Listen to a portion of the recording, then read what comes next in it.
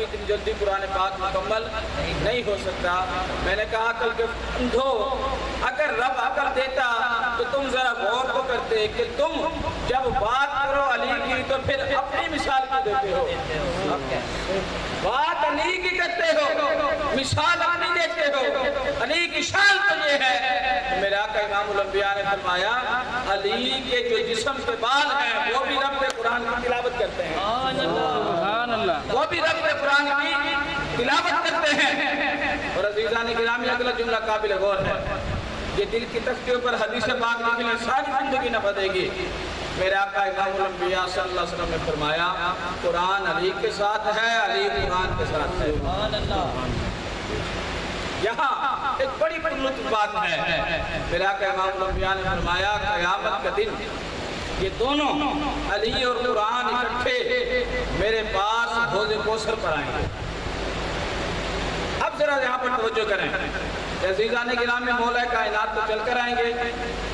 میرے آقا نے فرمایا قرآن علی کے ساتھ، علی قرآن کے ساتھ۔ میرے آقا نے فرمایا دونوں جدا نہیں ہوں گے، میرے آقا نے فرمایا دونوں چل کر آئیں گے۔ کہاں پر آئیں گے؟ حوض کوثر پر آئیں گے۔ اور میرے آقا نے فرمایا ہوں گے دونوں، تیسرا نہیں ہوگا۔ اب سوال یہ ہے کہ مولا کائنات تو چل کر آئیں گے، اگر ہم یہ مان لیں کہ علی کے ساتھ قرآن پاک کو لے کر آئے گا جبرائیل، تو پھر تو تین ہو گئے۔ جبرائیل کو تو حدیث پاک میں ذکر نہیں ہے، میکائیل لے کر آئے گا تو تب بھی تین بنیں گے۔ اب اس حدیث پاک کی جو تشریح زیر سایہ بزرگان دین کی میں پیش کرنے لگا ہوں، چیلنج کر کے کہ میں اس کا حوالہ دینے کے لیے تیار ہوں۔ میرا کہ امام الانبیاء نے فرمایا قیامت کا دن ہوگا، رب قرآن پاک کو بھی اس شکل میں اللہ تعالیٰ تبدیل فرمائے گا۔ رب نے فرمایا ہے، رب کے محبوب نے فرمایا ہے قیامت کا دن ہوگا، قرآن بھی آئے گا محبوب کی بارگاہ میں حوض کوثر پر، اور رب قرآن پاک کو علی جیسا بنا دے گا۔ قرآن اور علی دونوں چلتے ہوئے ایک ہی شکل میں، ایک ہی صورت میں محبوب کی بارگاہ میں آئیں گے، حوض کوثر پر اکٹھے ہوں گے، تاکہ دنیا کو پتہ چل جائے گا علی کی شان اتنی بلند ہے کہ رب قیامت کے دن قرآن کو بھی علی جیسا بنا دے گا۔ نعرہ تکبیر، نعرہ رسالت، نعرہ خلافت، نعرہ حیدری، نعرہ غوثیہ، علماء سنت زندہ باد۔ اب آپ نے فرمایا اچھا یہ بتلا مجھے یہ علم حاصل کہاں سے ہوا؟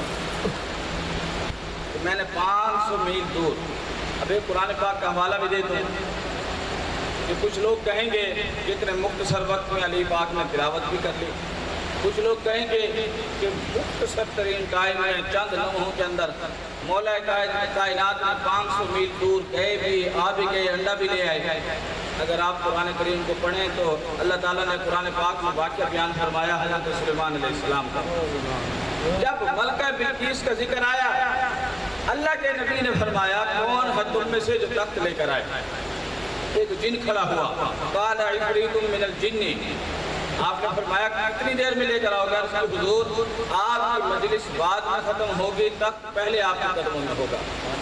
آپ نے فرمایا بہت دیر سے لے کر آؤ گے، اور آج بات جنات کی نہیں ہے، آپ نے فرمایا آج شان ولایت کی بات ہے۔ اور سن لیں 900 میل دور جانا ہے، 900 میل دور آنا ہے، ایک مہینے کی مسافت جانے کی ہے، ایک مہینے کی مسافت آنے کی ہے۔ اب اس نے کہا تھا کہ ولی نقال الذی عنده علم من الکتاب کہ میں نے کہا تھا آپ نے فرمایا کتنی دیر؟ اس نے کہا حضور فلک جھپکنے سے پہلے تخت آپ کے قدموں میں ہوگا۔ تخت آیا، اللہ کا قرآن گواہی دیتا ہے تخت آیا۔ اگر ہو سلیمان نبی کا امتی، حضرت سلیمان کے دور کا ولی ہو، وہ چند لمحوں کے اندر پلک جھپکنے سے پہلے 900 میل جانا ہے، 900 میل آنا ہے، 1800 میل دور کا تخت آپ کے قدموں میں پلک جھپکنے سے پہلے لا سکتا ہے، تو ہو نبی کا ویر۔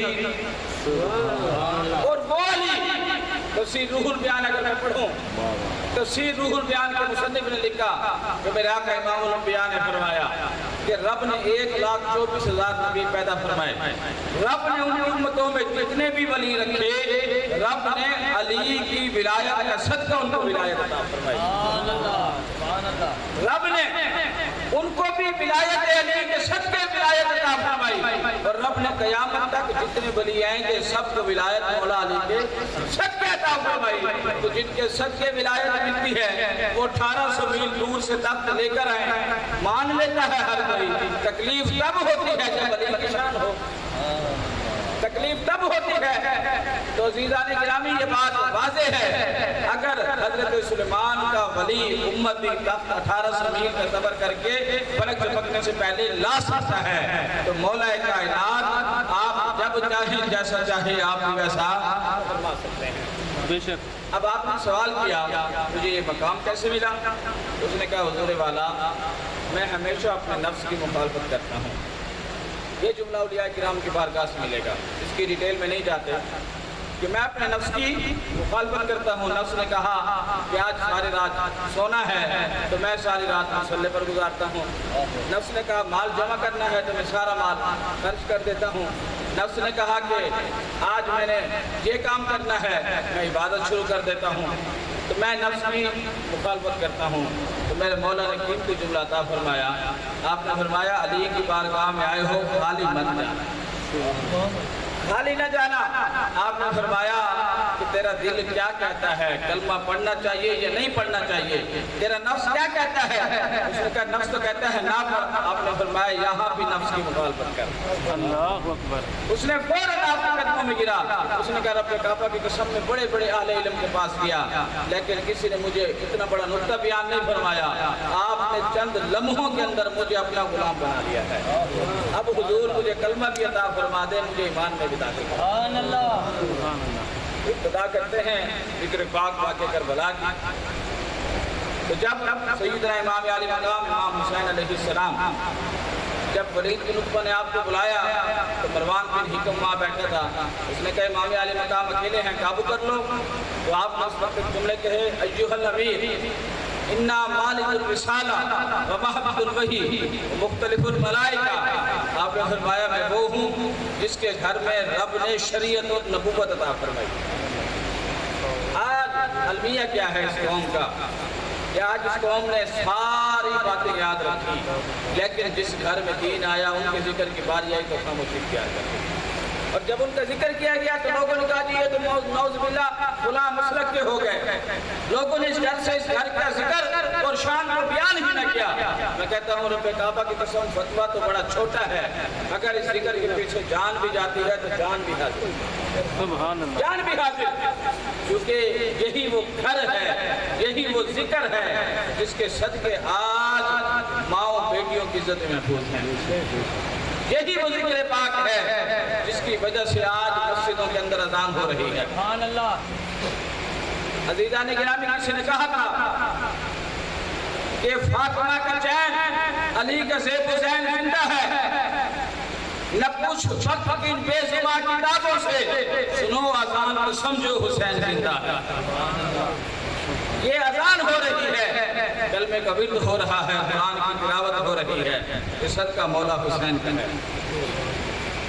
तो अज़ीज़ान गिरामी आपने फरमाया मैं वो हूँ जिसके घराने में रब ने नबूवत का ताज अता फरमाया, जिसके घराने में वही आई और बगैर इजाज़त यहाँ जिब्राइल भी नहीं आता। और फरमाया हुआ ज़ीदतुल मुआविया रजुलुन फासिकुन फाजिरुन शारिबुल खमरी कातिलुन नस्सी मूलिकुन बिल फिस्की व मिस्लुन ला युबायु। आपने फरमाया यजीद जो है वो फासिक है, फाजिर है, गुनाहगार है, कातिल है, मुसलमानों की जान का इज्जत का कातिल है। आपने फरमाया मेरे जैसा शख्स इसकी बैत हरगिज़ नहीं कर सकता।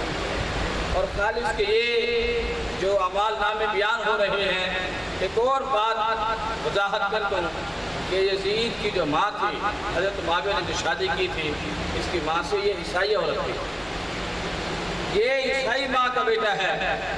और इसकी माँ के करतूतों की वजह से, आदात की वजह से जब हज़रत मुआविया ने इसकी माँ को तलाक देकर निकाला अपने घर से तो यजीद जो है ये बदबख्त अपने नाना के घर पैदा हुआ जो ईसाइयों का सरदार था। मैं इस खानदान का नाम लेना भी पसंद नहीं करता, सिर्फ बतौर इस्लाह, बतौर पैगाम बात कन्वे करना मकसूद है।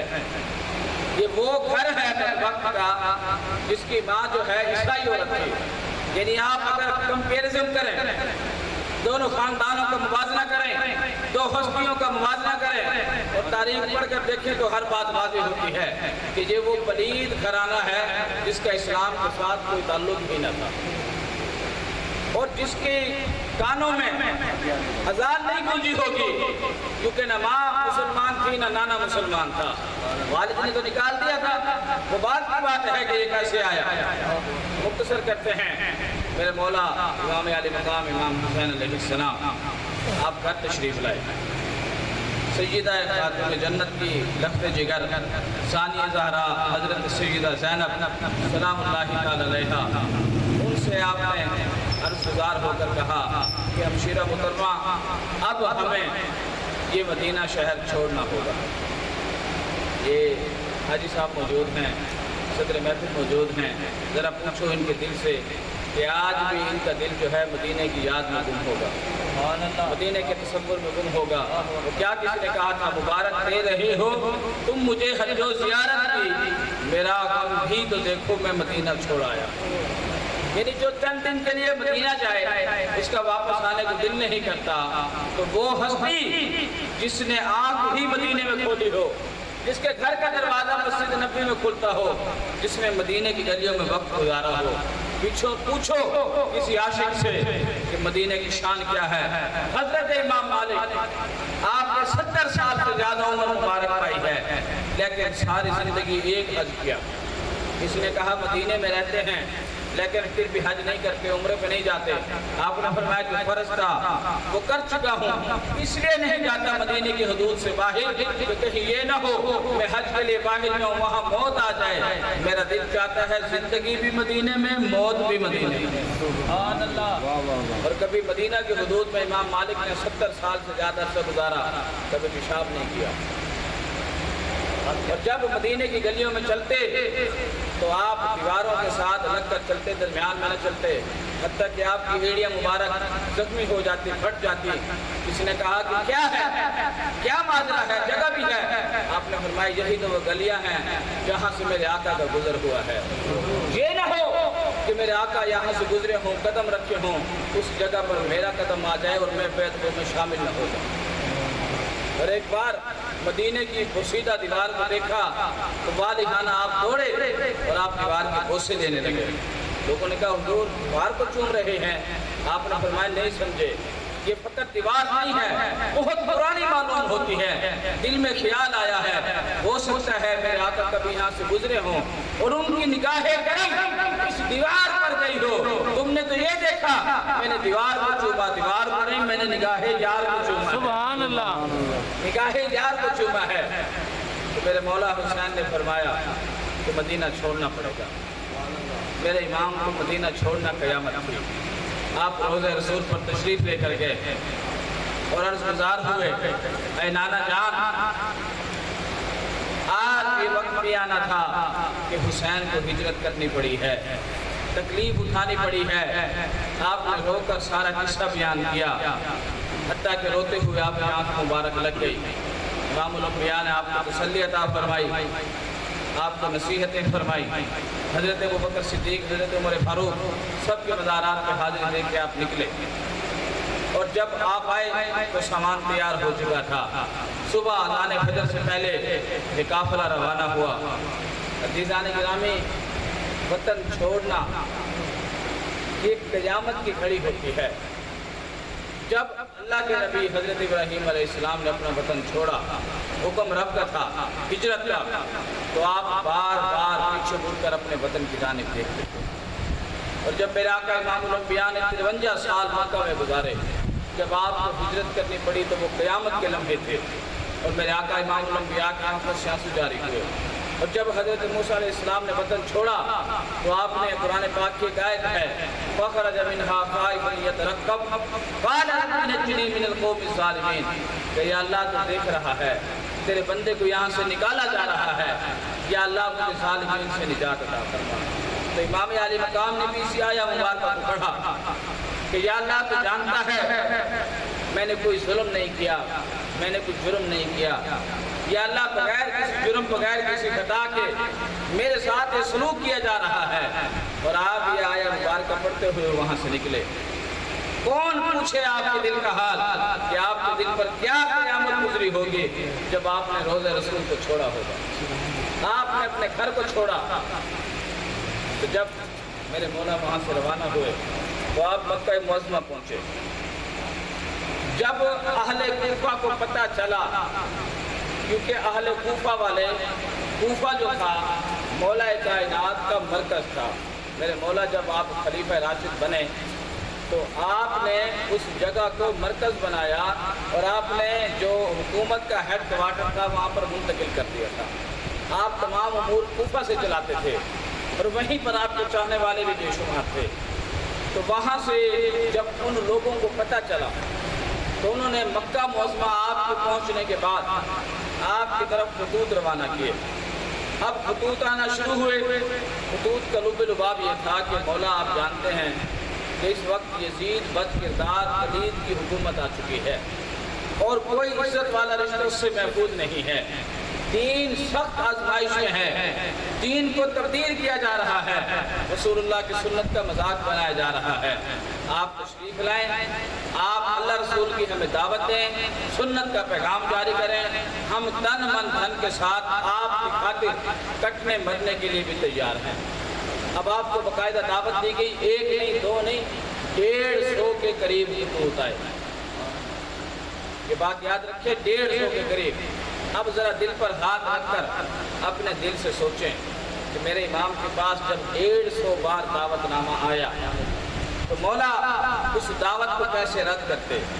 اگر یاد رکھیں امام علی مقام نعوذ باللہ بظاہر اس وقت یزید کی بیعت کر لیتے تو اس وقت آپ جو چاہتے آپ کو مل جاتا، وہ آپ کو ہر چیز دینے کے لیے تیار تھے، عہدہ دینے کے لیے، مال و دولت دینے کے لیے تیار تھے، اور وہ لوگ جو آپ کو بار بار عاصی کر رہے تھے آپ ہماری رہنمائی کے لیے تشریف لائیں۔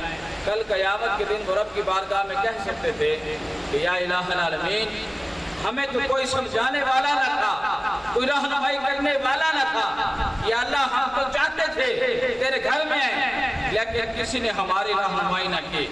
اور اس وقت اگر امام علی مقام کی قیامت اگر آپ بھی کھڑے نہ ہوتے تو پھر قیامت تک کے لیے ہر ایک کے پاس بہانہ ہوتا، اگر نبی کا نواسہ حق کے لیے نہیں نکلا تو ہم کیوں نکلے؟ تو پھر قیامت تک نہ کوئی جہاد کرتا، نہ کوئی ظالم کے سامنے ڈٹ کر کھڑا ہوتا، ہر ایک کے پاس بہانہ ہوتا۔ شریعت نے 2 راستے دیے ہیں، ایک ہے عزیمت، ایک ہے رخصت۔ رخصت کیا ہے کہ آپ ظالم کے سامنے اپنی جان بچائیں، دل میں اسے برا سمجھیں اور آپ خاموشی اختیار کر لیں۔ عزیمت کیا ہے کہ ظالم کے سامنے کھڑے ہو کر کلمہ حق بلند کرنا۔ میرے آقا امام الانبیاء نے فرمایا افضل الجہاد کلمۃ الحق عند سلطان الجابر، کہ افضل ترین جہاد ہے کہ ظالم بادشاہ کے سامنے کلمہ حق بلند کرنا، سب سے بہترین جہاد۔ تو میرے مولا امام علی مقام نے جب دعوت نامے آئے تو صحابہ کرام سے مشورہ کیا۔ اب حضرت عبداللہ ابن عباس، عبداللہ ابن زبیر اور دیگر مقتدر صحابہ نے کہا حضور کوفی جو ہیں وہ لا یوفی ہیں، یعنی